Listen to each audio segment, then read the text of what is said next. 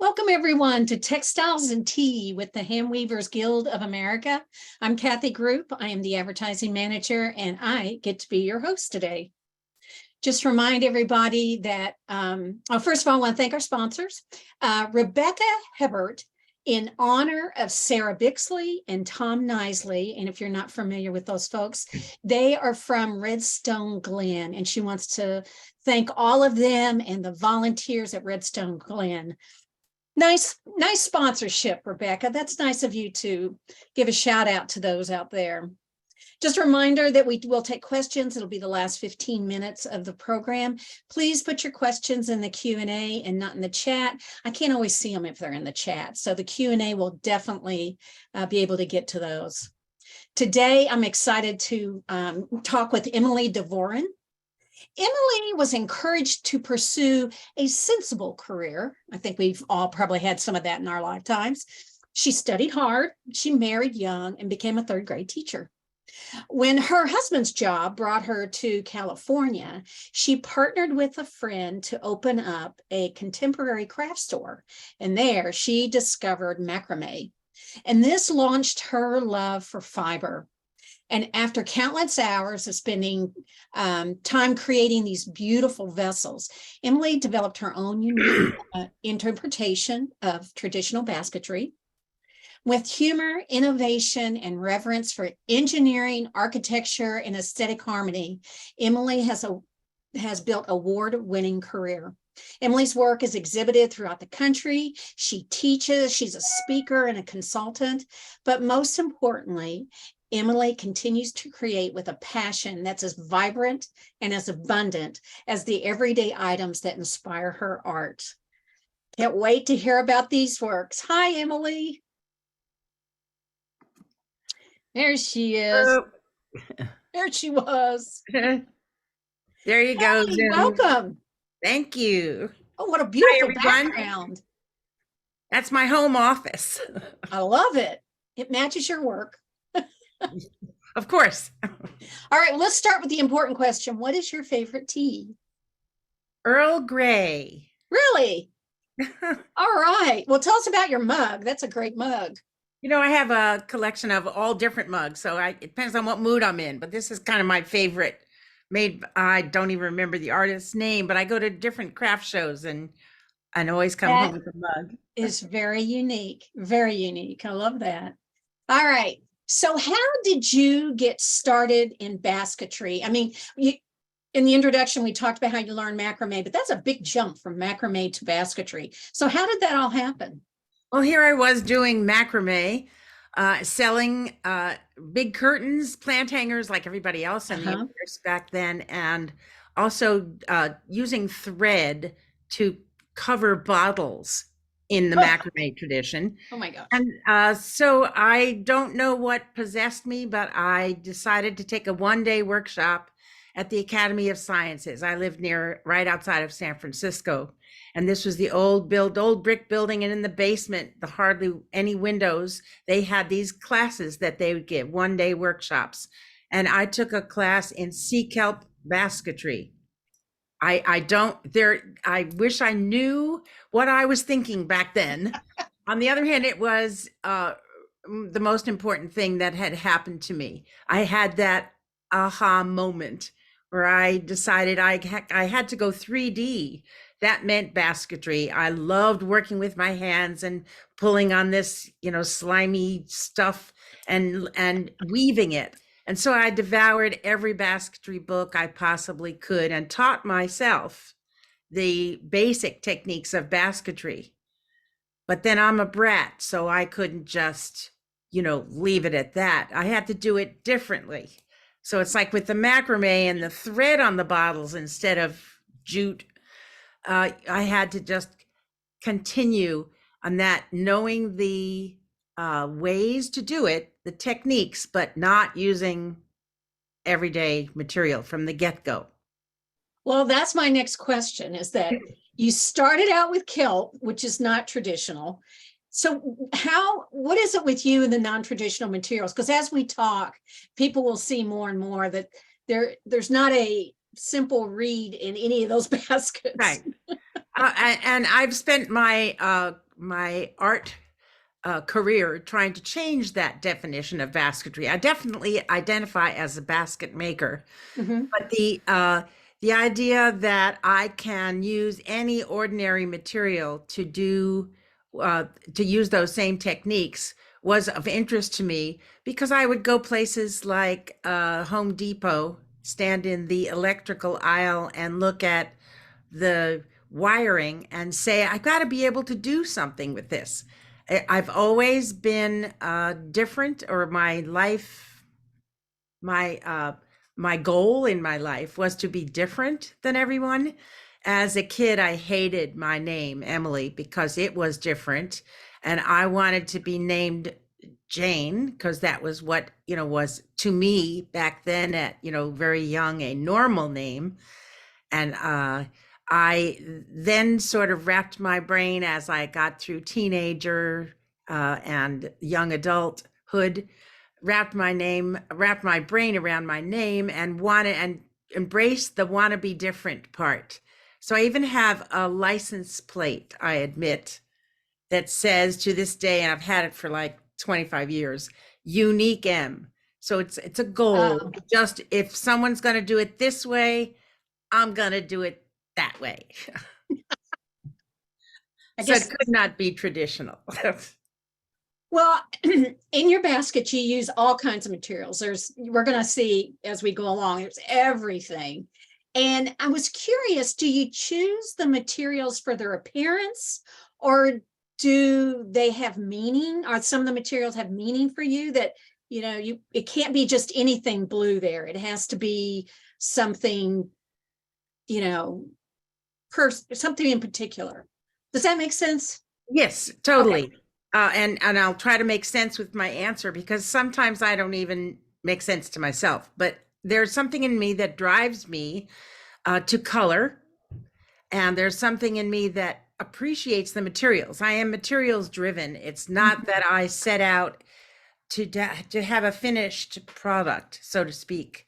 I always lay out materials, and then it's like an evolution. How do I make this into something? What is this going to be? And I just start because I really don't have an idea of what it's going to be in the end. I have a general size because I have only so many materials, but generally it's that the colors are speaking to me and I have Mhm. a story to tell. So the story, let's say, in this piece is as an example, and then she burst out dancing is the title of it. And I just wanted all colors, bright colors, dancing around on this very tall uh, mesh screen shape. It was what inspired it, as you can see from what the rope, we'll call it, is that the spools are hanging from, is a tie back. I get given a lot of oddball materials, but I was given some tie backs for curtains Oh, and okay.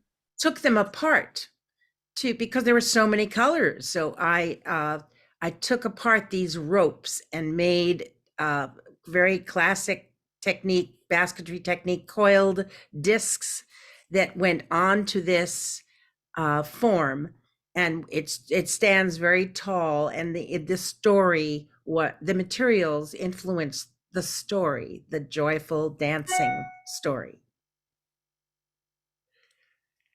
It's just amazing to look at this. This is one of those things you could look at forever to see all the different parts and pieces.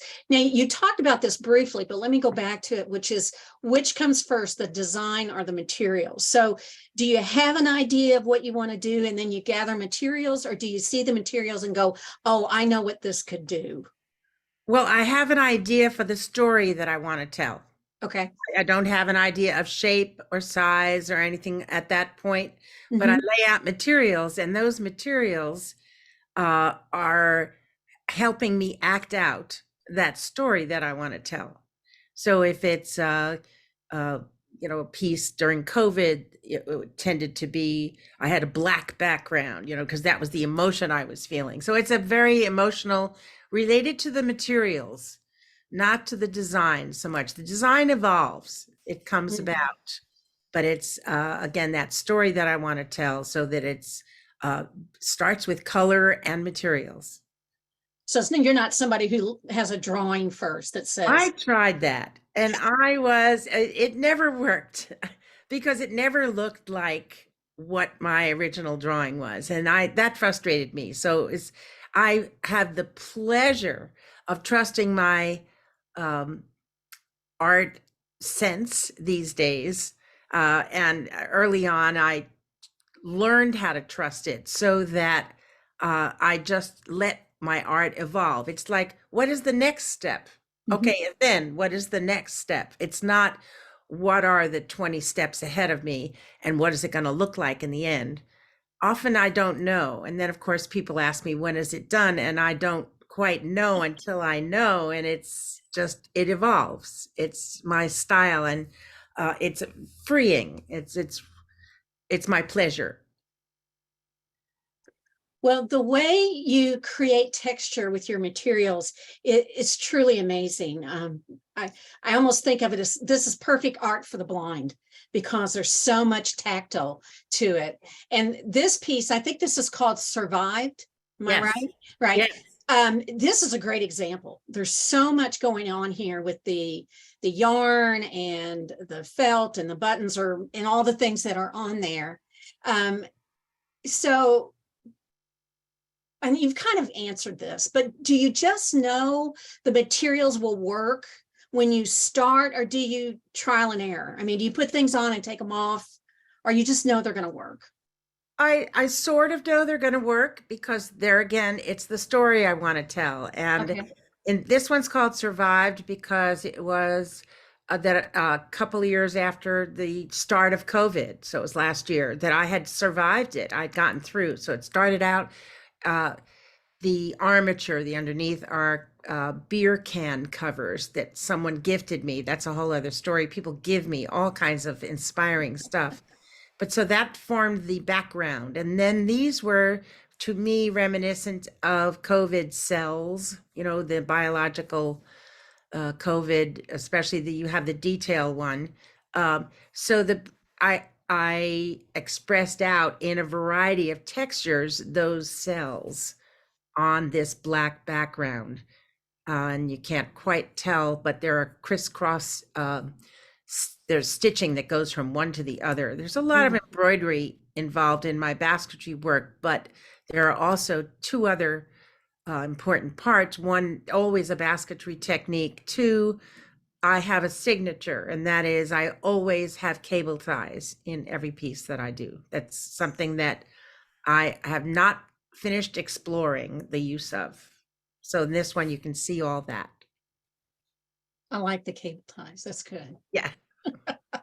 Well, you were talking about the bottle cap. So that goes right into my next question, which is I know people give you things, and I don't want to press that too much in case more stuff starts showing up at your house after the show.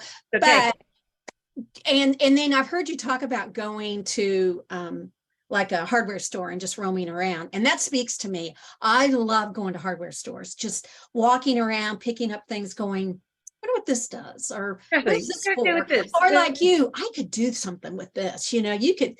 So I was curious, is the gathering of the material as much fun or as important to you as the actual making?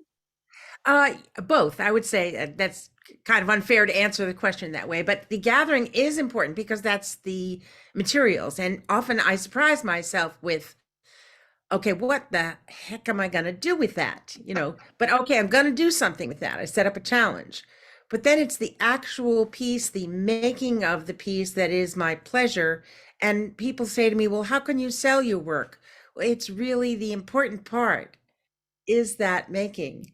I let it go after that. When I'm done making it, I've had the pleasure out of it. It's hard to explain. It's uh, I used to believe that they were my babies, and how could I let them go until that's the wrong attitude if you really ever want to sell. If you can never Yeah. let something go, so everything that I make, I let go of now because it's the actual making that is really important to me. Oh, that's great. Um, your work has an energy, as seen here in these pieces, that between the texture and the color, the viewer's eyes are just going everywhere. And there's motion in the materials that you've used and how they're shaped together. And I have a sneaking suspicion that reflects your own energy. I have a feeling that you're probably a very high energy person. So why is this energy or motion important to your work? Or Uh, is it planned or it just happens? it just is. I'm not a minimalist, obviously, and I want to put energy everywhere. I'm one of those people who I was a star volunteer for so many years because I could always find it easy to say yes to everything because I want life experience. So it's worked for me. I can mostly get away with it. I want to be lively and energetic. I want to share that with people. Most of my work is whimsical, energetic, as you said, and I I want that joy or that energy to be part of what a viewer sees. So when I share my work, that's what I love about sharing it is that I can transport that story, that energy to the viewer. I find I get, this is probably not the right way to say it. I get involved in your work and that I'm looking, and that makes me want to start searching for more things of, oh, look at that. And then I think, oh, I want to go look for something else. So it just really kind of pulls me in when I look at your work. Well, the detail is important to me. You, Yeah. Yeah. I love surprising people. There's always, if you view any piece of art, but especially sculpture from far away, you get a certain impression, and then when you get closer, I want there to be some sort of reward, some kind of detail, so that, oh, I didn't realize it was that. So in the slide you just showed, for instance, there are uh, parts of it that are a surprise to people. If you get up close, you can see that it's made with stethoscopes. The one on the left, those are stethoscopes. Don't ask me how I was gifted those, but then there are cat food Oh, they are. box. And Oh, people, when they get close, interact with the materials. Oh, that's a something. That's a, champagne tops on the top leftish middle section. Uh, that's important to me. The one on the right, the detail is their Nespresso coffee pods. I thought they were so beautiful, all the colors, that I cleaned them, crushed them, and made them look like a paint palette. Uh, there are surprises that I want to show people, and I think that even if you look, and you can't see from here, but if you look inside my baskets, there's always something. Even the one that you and originally showed has design on the inside, so if you care to go up close, as you were saying, and to get compelled to look a little closer, there's lots to look at. Well, an image just struck me that I would love to be in your studio and see a big box of stuff. And what I thought about was how you take this, um, not a mess, but these materials, these disorganized materials, and you organize them into these pieces. I was just thinking how I'd love to see that process of this disorganization and then this final product that makes sense, I, I right? can I can get obnoxiously organized, Can but you really? in my wild and wacky way now, I can get away with it. It is an organization, and we as artists have to do that. We have to have some kind of discipline that way. We have to organize in some way, like many of the decisions we have to make. Is it going to go up? Is it going to go down? Is it going to be right or left or black or red, or hundreds of decisions that we make as we make a piece. And that is a certain kind of organizing. You have to kind of, you know, uh, take one step at a time, know which one comes first, know if you can't for instance, in a basket, all baskets are built from the bottom up. Mhm. You have to organize it that way. You have to wait to do the what's going to be on the top part. You have to do the bottom part, Yeah. the strength part first, things I like know that. some artists talk about this, and I guess it's very true for beginners that they find they get immobilized because of that decision making. Did you ever struggle with that of, oh my gosh, I can't make a decision because it might be wrong kind of thing? In the beginning, and then the more you practice and the more you do, Uh-huh. and I've been at this for some years, so I do trust my process. And it's like, I think part of my background too, in both teaching third grade and in owning a store where I sold crafts of other people, I had to learn to make decisions. Mm-hmm. And so, especially owning a store, if something didn't sell, it went on sale, but I had to make the decision to buy it and to show it and to make sure it sold. Or there are many moments of is this going to work, but then you give in to that, and because it's worked so much in the past for me, I can now trust my process and make decisions quite a lot easier than I used to. Oh. So when we've looked at so much color and how that brings the drama to your work, but the other thing I wanted to look at is that even when you don't use color in your work, there's so much energy and drama, and maybe in some ways more. So I wanted to show this piece, and then behind it is some details of just how strong the minimal use of color, black and white, can be for you. So can you talk some more about these pieces? Color is important, and black is a color for me. Mm-hmm. Even white is a color for me.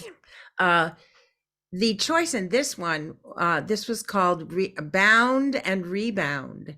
Uh, it's subtle, woven. You can't see all the materials too clearly, but even at the top, you might recognize phone wire, as in the what we used to have as an extension of our phone. If you wanted to walk across the room, you had this long, stretchy wire. Um, these are ladder ties that I use as opposed to cable ties. They're the little ones with the little, I call them ladders, because they hook in just a little bit differently, so that it's very hairy looking, more fragile looking. At the top are regular, you might call them cable ties. Mm-hmm. And there's all kinds of plastic, recycled, familiar things. There's ring binder or spiral binders in the middle.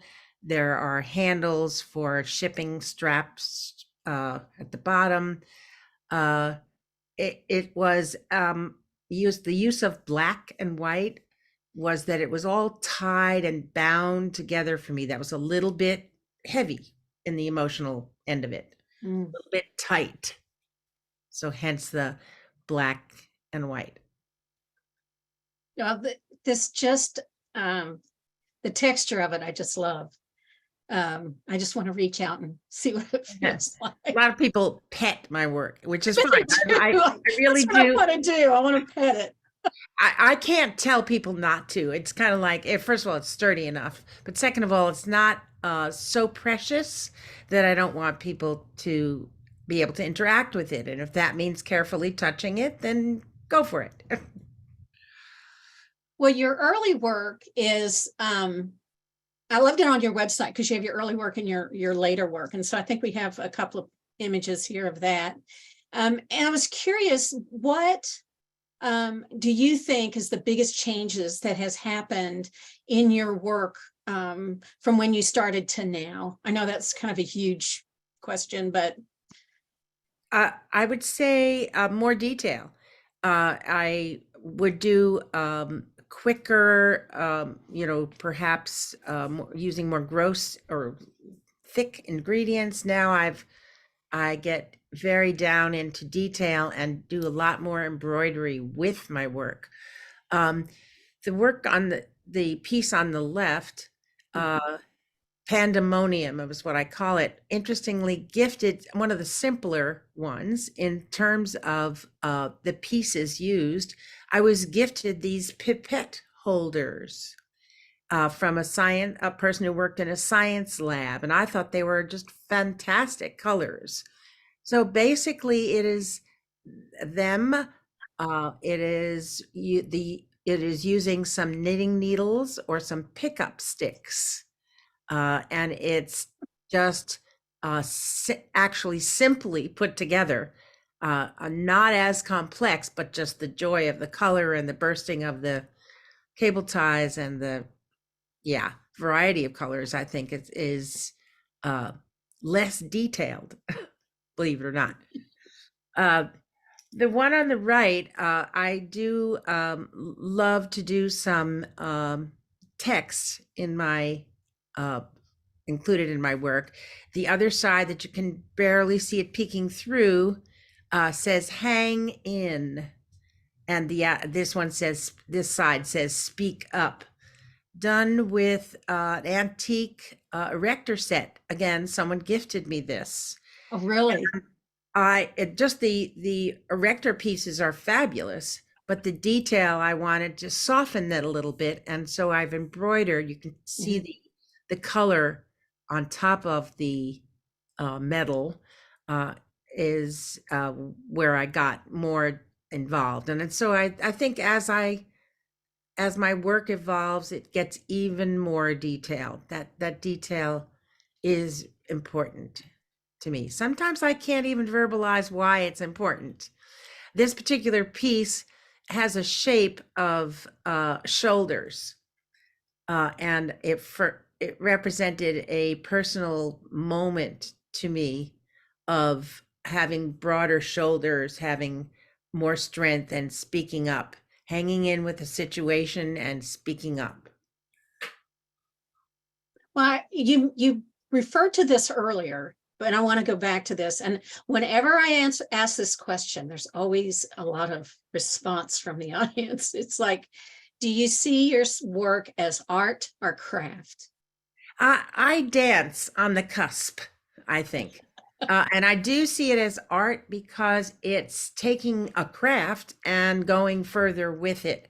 I show all around the country, and I show in art galleries, and I show with specific themes. I obviously don't show in a landscape show, let's say a painter, landscape show. I have to be careful which shows, but it's a pleasure to be able to show all around the country and get the different reactions of people with themed exhibits that are more apt to show fiber art. I don't know if I really answered your question. No, that's good. And I was curious because a lot of people draw the line by whether or not the work is I can't ever say this, if it's you utilize it for a function of something, like, right. Well, so I call my obviously work, this basket, I'm not taking right, it to market, right? I call my work sculptural basket. There you go. Okay. And I call them transordinary vessels. Transordinary vessels. I like that. There's nothing ordinary about them. No, they're not. So they're non-functional. And so in that regard, they are, so often I have to apply to shows in sculpture category, but they are art. And they use craft, but they're not what I would say just craft. Now, there's that whole argument about art versus craft, and I'm very much of everything is art. Even your functional basket is, in my definition, art.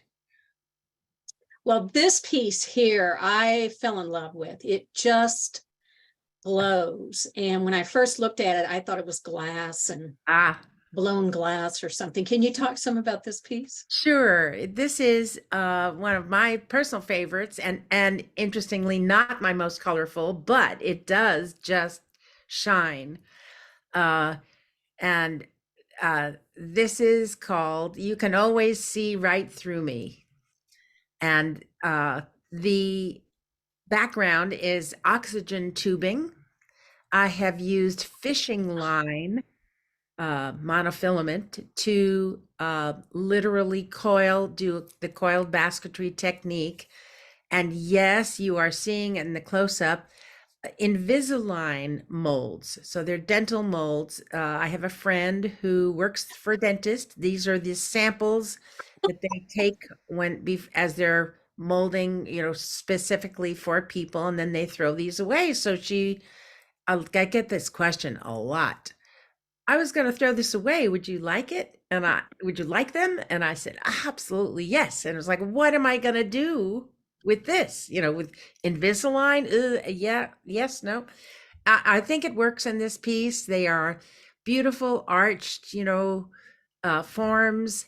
What you can't really tell, but maybe a little, is that I've faced all the cable ties inside on this one. So there is, if you look down inside it, there's this hairy kind of look to the inside, and the outside is very pristine, stitched very evenly with these Invisalign all over it. I have this fantasy of having it at my home and shining light on it and put a mirror behind it, and so everything would reflect, or different colors, or it does beautifully with light. Oh yeah, it reacts well to light because of the colorful aspect of it. So I always try to be in shows that have good lighting. Oh yeah, absolutely. Yes. Oh, that's a great piece. Thank you. You are you're still teaching, right? Well, okay. So I was, before I had my kids, I was an elementary school, I was a third grade teacher.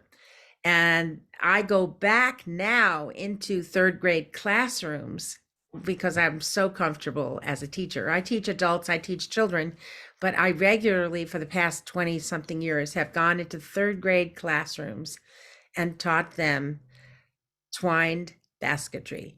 And it's amazing. They're 9 years old, and it's amazing the results that I get. I go for 3 weeks in a row for an hour and a half each week. And I have large classes, but I'm very comfortable because I was a third grade teacher. I can just walk into the classroom and start, like no time has passed. I enjoy teaching all ages. That's really an amazing thing that 9-year-olds can even be interested in that. And they don't really get basketry many places. They'll get painting, but not much other art. If they even get painting anymore. That's true. How exciting that must be. I can't imagine a little 9-year-old going, where's that basket lady? And when's she coming? They call me the basket lady. So excited. Well, then I go through generations. They'll get mom helpers, or dad helpers in the classroom. And they'll say to me, oh, well, my older one made this with you 3 years ago. We have it on a shelf. And this younger one really wants to make one like her brother, Oh, that's great. Well, my question is, because you also teach adults, right? I do. So I love this, if you'll get this reference, but could you compare and contrast? Oh, yes, I get it. The difference between teaching little kids and teaching adults. How is it different, similar, better, worse? Well, as probably anyone could guess, kids are very open. Oh boy, yeah. They'll do anything, And there's this sort of a teacher worship at third grade, So I've got it down to a science where they follow one direction at a time, and they have this result. Often they're frustrated to begin with, and then they're so proud of themselves because they've achieved this. So the difference is that adults come with a point of view. They come with a something in mind, a result that they want in mind. So I have a little bit more. I mean, I achieve it, but I have a little bit more of a struggle. I goal to changing their definitions, to having them sort of think outside the box, having adults stretch and not bring their preconceived notions with them. And that's the main difference. Although I have fun with all ages. It's interesting. I even do families. I've taught workshops where it's a birthday party for one of the family member, and there are 20 people who come from 80 something years old down to 4 years old, and they all make something. Oh, Uh, wow. I teach at the National Basketry Organization conference coming up. I will be teaching a class at the end of June. That's a 4.5 day workshop. My workshops are usually one day, or if I go into the classroom, it's like those 3 weeks in a row. But 4.5 days of teaching adults who are also basket makers, who are also accomplished basket makers, is going to be wonderful and a challenge. And we're going to do some wild things, but different, a little bit different depth to that teaching. Now, tell everybody where that conference is and Okay, so when. that's in Tacoma, Washington, Uh-huh. and it's June 20th through 24th, 5th, something like that. Okay. National Basketry Organization. I should do a little commercial here. I was president of the organization for 3.5 years. I just turned off their board because I've been involved for 7.5 years. It's one of those things where I'm leaving some room for some newcomers, but it's a wonderful organization, and we really are teaching what basketry has become these days. It's not just the traditional what you might expect of a cost plus basket that you might find.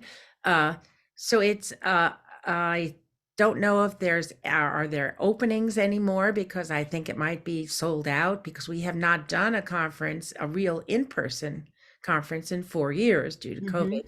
This is our first. So the signups are great.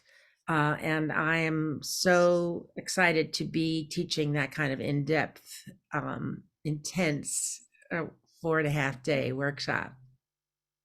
Well, besides that, what's next for you? Movie, book, Right. changing materials. What's Well, next for you? if any of you get Fiber Art Now, I'll do another little commercial here. Fiber Art Now, the magazine. Uh-huh. Please take a look, because I have an article about me in there, Oh, about me and cool. my art. On page 12, there's an article about me. But what's next is interesting to me, because I have always sort of labeled myself as a basket maker. So therefore, vessels to me. Well, then questioned myself for years, how could I explain why a vessel was so important to me? Well, it was a holder of a story. I think I've sort of explained that here. But what's next for me came way out of the blue, and I've been working on it for a while, and it's going to be continuing, and that is a commission. So an interior designer had a client, and the client had this 12-foot by 6-foot wall piece they were envisioning. They had seen my work. They had gone to my website, and while not a vessel, I've been working on this huge piece for 9 months. I have 3 more months to go according to my contract. And so this is what is next for me, is doing my art, but perhaps not in vessel form. So I have about 60 segments picture of the same kind of work that I do that will be hung sort of quilt-like on a wall, not in an even, or rectangular form, but in a very organic form that will be 12 feet wide and 6 feet high, with all kinds of wonderful colors and materials. The client loves my work and has named it already Joyful. So that is what's on the agenda for me. It's due to be installed around the middle of June. Oh, wow, that's soon. Yeah, and I've Wow. worked quite hard on it. That's amazing. Good for you. Good for any artist that's getting commissions, but good for you. Right. That's Well, wonderful. commissions can be not always, easy, as in they can be a pain in the neck because sometimes people don't exactly know what they want. Well, I've done many vessels where it's like I start out, oh, yes, I want it in red. Oh, I changed my mind. I think I'd like it blue instead. Can you change that? Oh, Ooh. sure. You know, so this, I have a delightful client also that can make a real difference in Oh, commissions. yeah. Wow. Well, we have questions. Shall we go Okay. to questions? Yeah. All right. Oh, speaking of teaching at NBA, they want to know, are you going to be teaching at MBO. Convergence? Oh, no. I was asked that also, but no. Nope. Not this time. Well, we'll get you. We'll get you. When Maybe. we're working on it, maybe 26. Okay. Okay. Um, what are the spiny things on your baskets? I'm not sure which basket she's referring to. I know some of them are tie wraps, right? We'll talk about, actually, I have an example. I don't know if you can see. Yeah, These are these are cable ties. That's my yeah. signature. They're in different lengths and all different colors. And when you connect them, this is what happens. When you wrap it around something, you have, let's see, I'll wrap it on my finger. You have a tail, or what maybe someone was referring to as the spiny things.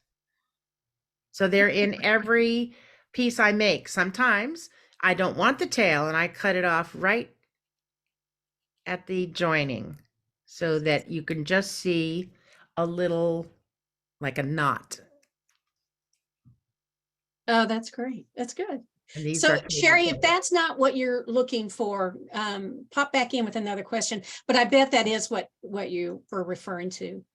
Mary Holmes, do the companies that manufacture the things that you use ever commission your work to show off, like your cable ties or, whatever?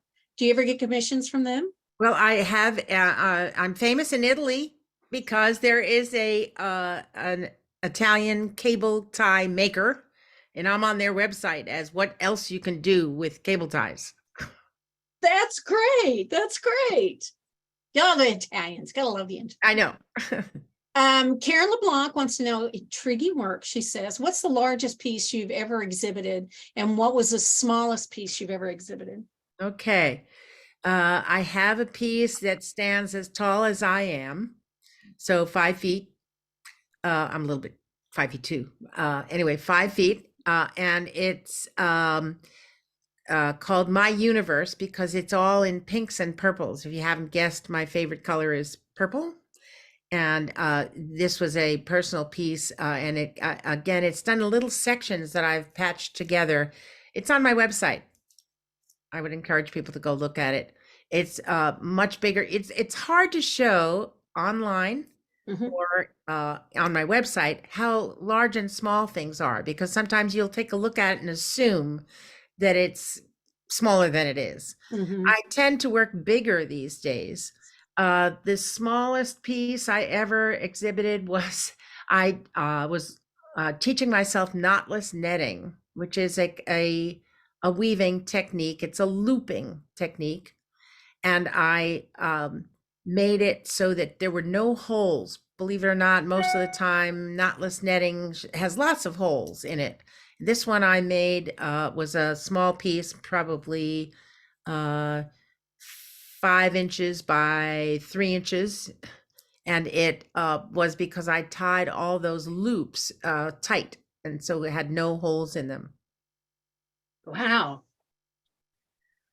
Most of my pieces, I would say, are large. When I say large for vessels, they're large. They're 18, 20 inches, 24 inches mhm. diameter, which I think is probably a large piece, let's say, for someone's home. I often think that if I made many more smaller pieces, I might sell those more.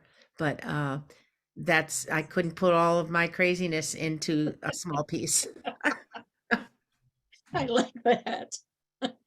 On your Oh, Michelle Sonnenfeld was saying that your class is sold out and it's been sold out for a while. Gee, I'm not surprised. But she said, it's worth checking out the website. So another plug there for NBO. Yeah, Um, thank you. oh, and Sherry came back and said those cable ties are exactly what she was wondering about. So thank you, Sherry. Um, this is from Lena Bentley. So enjoying hearing your story, Emily. I had my blanket coats in your shop Ah, in San Anselmo San Anselmo. and San Yep. Anselmo way Yep. back. Yay. Did you sell people's work in your shop? I did. I had the work Ah, of 400 artists in my shop. This is me in wow. retirement. I kept talking back then about how one of these days I would be a full-time artist, but I was always making art, but on kind of on the sly because I had this shop that I owned and I sold work of other people. Somebody was asking about a piece called Rememberable. It's Yes, on in your website. She said it's a lampshade covered with yes, vintage fabric. exactly. Would you talk a little bit about that? I'm I sorry, we don't have an image of it. Sorry. I can sort of paint a verbal picture of it. Okay. I use many times I will use an armature of some kind that's already made. So Mhm. lampshades are beautiful. I can find really wonderful shapes. I turn them upside down and sew and apply layers onto the lampshade. And this one rememberable because it had things personal to me, but would everybody could relate to my grandmother's handkerchief, embroidered handkerchief. Who uses handkerchiefs these days? The brim of my father's felt hat that he wore all the time. Uh, all kinds of patches, like the patch from my jeans from the 70s, or all in a swirl type of shape. Um, Old gloves, and a lot of embroidery on that. So there are many layers that were put together, kind of like the technique that I'm doing now for the wall hanging, only onto this was onto a lampshade, which made it into a vessel and a coiled bottom. So it always had that vessel closure. And it was a kind of a tulipy, it is kind of a tulipy shape. Well, I have a question. I'm going to jump my question in here. Do you work on one piece at a time, or do you work Good at question. this one, that one, come back? Good question. I am a one-trick pony. I read one book at a time. I do one piece at a time because I get really involved in it. I get passionate about it. I get obsessive about it. I couldn't distract myself with another piece. So I work on one piece. I take it home, I bring it to the studio. I'm working on it daily, obsessively, one piece at a time. I know there are people on both sides of that fence where they have to Correct. jump back and forth. Well, who inspired you when you were, as you've gone through the years? Who are some of the people that really inspired you? Well, my main inspiration came early on as I was reading books about basketry. I came across Ed Rosbach. If anybody knows of this person, he is no longer alive now. But back in the 80s, 90s, Mhm. or maybe even earlier than that, he was making baskets with staples and newspaper. And he should only know that it was an incredible influence for me because that moment gave me permission to do these wacky things that I have thoughts of doing, using all the material that I use was I had somebody gave me permission to do that. It's kind of like if he could use staples and newspaper and call that a basket, then I can use anything. So it was of great inspiration. And I think otherwise, just the world inspires me. The everyday, ordinary stuff in the world just gets me. I just look at it. I see beauty in anything, you know, and my family makes fun of me because it's like anything is basket material. Watch out. Mom will put that into a basket, you know, watch out. So I think I'm kind of an historian in a way because I'm working Oh, with what's around, what's in our universe. All these things that go into the landfill. I use a lot of plastic, you know, because it's around. People mhm. gift me things. Like I found a big black plastic garbage bag filled with glasses from the 3D glasses from the movies, Uh-huh. you know, that get thrown away. And I made a piece into that. You know, a friend who her daughter was going away to college and she had studied ballet but was not going to have any time for ballet. And she had these ballet slippers. Here, do you want them? I took them apart, made a basket out of that. It was just, wow, yes. Uh, I get inspired by ordinary life. I like that history aspect of it. I hadn't thought about that, but that's true. History. And that's true. How long would it take you to make like an 18 by 24-inch piece from inspiration to letting it go? This is from Mary Holmes again. A good question because most of my work takes a couple of months, 2, 3 months each piece, Oh, okay. especially these days. You know, when you asked earlier about the difference between my early work and my work now, I'll spend more time on a piece now. Mhm. Uh, uh, I used to think that maybe if I didn't spend enough time on it, you know, it wasn't worth it. But it's more that now I really want to put a lot into it, a lot of Mhm. story and a lot of detail. So it's on average, I'd say 2 to 3 months. Of course, this commission is something totally different. That's a year long. It's a contract I have with her for a year project. Well, this is from B.A. Mueller, and I think I'm going to restate your question. I hope you don't mind, but how do you schedule yourself? I mean, do you go in and work a full day, or I know you do other things, so I'm sure you just can't go in there all day long. So how do you schedule yourself? I think all of us artists who have an art practice have to have Mhm. the discipline of scheduling. And the best thing that I did was get my art studio out of my house because I'm Really? not distracted.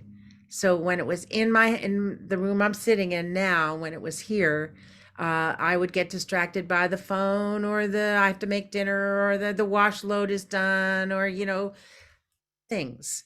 And when I go to the studio, I go and I work with intention for hours. I get in a zone.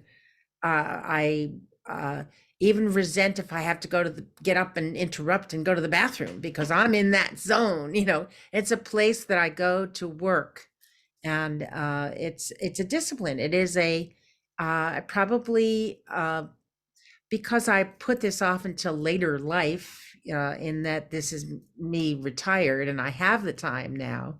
It's my choice to do this, and I probably do some of my artwork every single day. Hmm. Wherever I am, I take it with me. I learned through experience. Even if I go on a trip to Europe, I take some work with me, or else I feel like I'm just a fish out of water. I don't know, you know, I can't absorb what's even the trip I'm on until I have something to do with my hands. Oh, that's good. Well, I hate to say this, but I think we have to stop. Oh, I know this is going so well. thank you everybody for coming. This is a Oh, delight. thank you for being on here. It's so wonderful. Your work is colorful and joyful and just something wonderful to watch and see. So thank you for sharing all that with us. I You're so appreciate it. welcome. You're great. I want to thank Emily for coming. I know people are talking about your website. Go check out our website. You can see a lot of her work. There's more information about her. If you didn't get your question answered today, I apologize. You might be able to get a hold of Emily through her website and maybe talk some more about her work and her approach to making what you call it, inordinary baskets, unordinary baskets? Transordinary. Transordinary baskets. That's wonderful. So thank you, Emily, for being here, and we do appreciate it. We also want to thank our sponsor, which is Rebecca Hebert. I hope I'm pronouncing your name right, Rebecca. And she wanted to honor Sarah Bixler, Tom Nisley, and all the instructors and volunteers at Redstone Glen. If you're not familiar with Redstone Glen, it is a wonderful art center, and they do fiber, among other things. And so thank you, Rebecca, for sponsoring this episode of Textiles and Tea. If you would like to sponsor an episode, or your business or your guild, please go to our website at weavespindye.org, and you can sign up for a date, and we will get you on as a sponsor. Thank you so much. We appreciate that. Scholarships and grants deadline, April the 18th. If you're not familiar, HGA has scholarships and grants, and you can apply for them. Now, as far as scholarships go, there are over $3,000 available for scholarships. Now, scholarships are geared toward accredited academic programs. If you are a student, registered student in an accredited academic program in the United States or Canada, that you are furthering your fiber art education, you are eligible to apply for a scholarship. Get more information at our website, weavespindye.org. And the big thing right now is, even if you're not real sure, start thinking about your references, because it takes time to get those back. So get those references in as soon as possible. But go online and look at it and see if it doesn't match your education, what you're doing, and it could be a helpful scholarship for you to pursue your education. So check into that. If you're not an accredited university student, there's also grants. And those are for non-accredited fiber art workshops or classes. If you want to go to a regional conference, you can apply for a grant for that. There's financial assistance to cover marketing expenses for teaching classes to beginner weavers and spinnets. That's the Pay It Forward grant. And again, more information online, weavespindye.org. But the big thing is April 18th.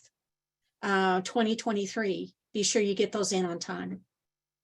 I want to thank everybody for supporting these programs by doing sponsorships, but also by your donations to the Fiber Trust and by your membership. If you enjoy these programs, whether it's Textiles and Tea or Spinning and Weaving Week, Careers in Textiles, all of those programs are funded through your donations, and we do appreciate that. If you've missed an episode or you want to share it with someone, you want to go back and watch it again, always remember that the programs are on HGA's Facebook page, and they are also on YouTube. I would encourage you to subscribe to the HGA YouTube program, because if you do, you'll get a notice when a new episode has been uploaded. Thank everybody for coming this week. It was wonderful to have Emily here. I was glad to see you guys again. I missed you last week. Next week, we have Brenda Osborne, and we're excited to have her here. Thank you all again. I hope you have a great week. Happy tea.